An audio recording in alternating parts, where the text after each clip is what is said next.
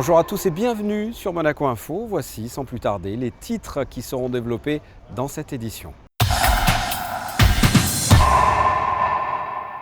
Suite de notre série de reportages à New York, aujourd'hui la présentation des lauréats 2015 de la Princess Grace Foundation. Les archives audiovisuelles viennent de lever le voile sur la programmation 2015-2016. Focus sur la 15e édition de la Semaine de la langue italienne dans le monde du 2 au 9 octobre. Et enfin, vous découvrirez le travail de l'artiste corse Anto au Barclays Club. Nous débutons cette édition à Manhattan pour la remise des Awards 2015 de la Princess Grace Foundation.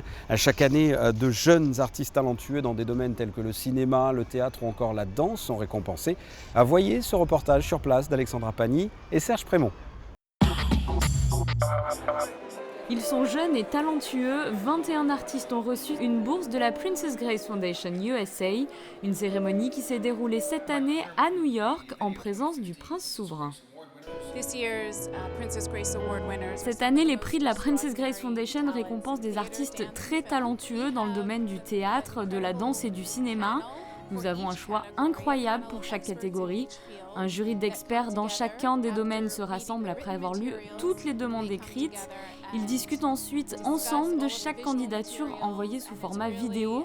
Cela demande un réel travail d'expertise pour décrypter chaque artiste. Ils analysent le travail accompli, mais également les ambitions de chacun. Cela peut prendre plusieurs jours pour établir la sélection finale. La Princess Grace Foundation USA a été fondée par le prince Régnier III en mémoire à son épouse et son implication dans les domaines artistiques. Chaque année, un large programme de bourses récompense les talents de demain dans le domaine du théâtre, de la danse ou encore du cinéma. Depuis 1984, plus de 850 awards ont été remis, ce qui représente près de 13 millions de dollars sous forme de programmes boursiers. Des grands noms de la scène artistique mondiale actuelle ont fait partie des lauréats de la Princess Grace Foundation, à l'image de Kari Fukunaga, vainqueur d'un Emmy Awards en 2014 et réalisateur notamment de la série à succès True Detective, ou encore d'Anna Shapiro qui a remporté un Tony Awards en 2008. Sachez que nous irons à New York tout au long de la semaine pour d'autres reportages. En attendant, retournons en principauté. Les archives audiovisuelles viennent de lever le voile sur leur programme de projection pour la saison qui débute. Plusieurs temps forts auront lieu jusqu'au mois de juin prochain. Patricia Navarro vous en dit plus. 22 projections, 8 labels différents regroupés sous une appellation, les archives audiovisuelles ont officiellement lancé la nouvelle programmation de leur cycle annuel Tout l'art du cinéma. Il y aura tout d'abord les mardis du cinéma, 2 films par mois au Théâtre des Variétés et cette année une nouveauté, la programmation a été entièrement faite par des invités de renom, au premier rang desquels Son Altesse Royale, la Princesse de Hanovre, et des personnalités issues du monde artistique et culturel monégasque. On a été magnanime cette année, c'est-à-dire que ça fait des années que nous choisissons les films et on s'est dit, depuis que les archives existent et que des liens se tissent avec beaucoup de structures culturelles, enfin les musées, l'opéra, des écoles d'art, on s'est dit osons et demandons à toutes ces personnalités de nous proposer, de nous faire un choix de films et on composera cette année à partir des propositions qu'ils nous auront faites. Et donc voilà, c'est comme ça qu'on a fait cette programmation qu'on a appelée les films de notre vie, parce que c'est vrai qu'on est tous habités par des films. Autre nouveauté cette saison, la projection d'un film dans le cadre des rencontres artistiques Monaco-Japon, et puis des rendez-vous plus traditionnels qui répondent aux missions des archives audiovisuelles, comme par exemple les films restaurés ou Monaco en film. Très attendu du public qui en redemande, si j'ose dire, Monaco en film, dans une version à nouveau ciné-conférence, présentée avec Thomas Fouilleron des archives du Palais de Monaco. On a choisi de consacrer une programmation qui va s'appeler l'invention de Monte-Carlo, puisque l'année prochaine, ce sera les 150 ans de la création de Monte-Carlo en tant que quartier, ordonnance souveraine du prince Charles III. Et donc on va l'illustrer de documents iconographiques, photos, puisqu'à l'époque de la création, le cinéma n'existait pas. Et puis tout de suite derrière, d'archives extrêmement anciennes de Monaco, dans l'idée de montrer aussi que ce concept de Monte-Carlo est un concept qui dure encore aujourd'hui et qui se renouvelle. Donc ça ne sera pas figé dans le temps et on va essayer d'animer cette conférence dans ce sens-là. Et pour débuter cette programmation 2015-2016, les archives audiovisuelles de Monaco projetteront une version restaurée du premier opus de la trilogie de Marcel Pagnol, Marius, le 16 octobre prochain au Grimaldi Forum. Mais imbécile, ça dépend de la grosseur des pierres. Et non, ça dépend pas. Pourquoi ça dépend pas? Ben, c'est de l'arithmétique. La 15e édition de la Semaine de la langue italienne dans le monde sera organisée du 2 au 9 octobre prochain en Principauté. Au programme, plusieurs rendez-vous musicaux avec de nombreux invités. Vanessa Dessy vous dévoile les grandes lignes de cette nouvelle édition. L'italien de la musique de l'italien, un thème conducteur qui annonce clairement les ambitions de la 15e édition de la Semaine de la langue italienne.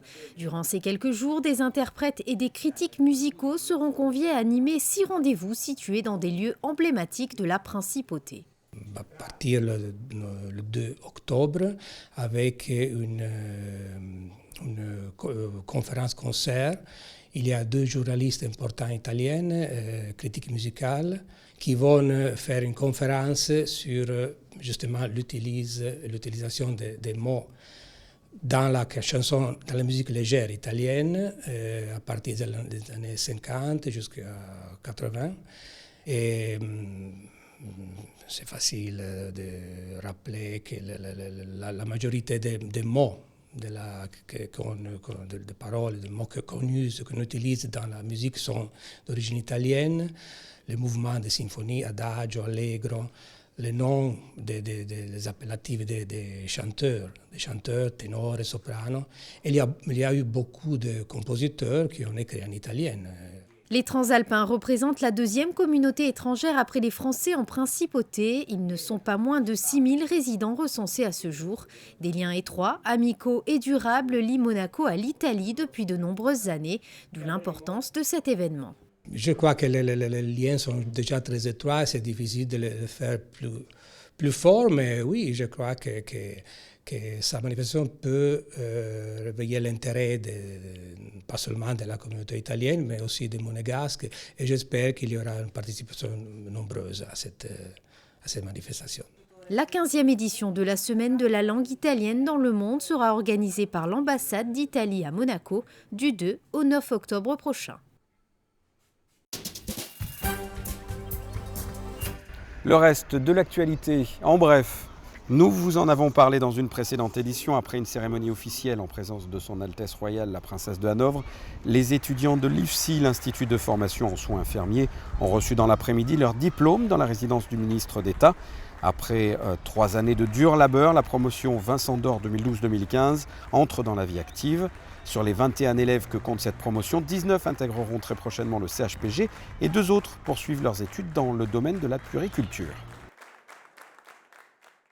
Culture à présent, des personnages hauts en couleur, des phrases qui interpellent, des matières originales. L'artiste corse Anto présente actuellement une belle palette de son travail au Barclays Club. Patricia Navarro l'a rencontré. Depuis plus d'une décennie, il s'éloigne régulièrement de sa Corse natale pour parcourir le monde et faire ainsi découvrir son travail.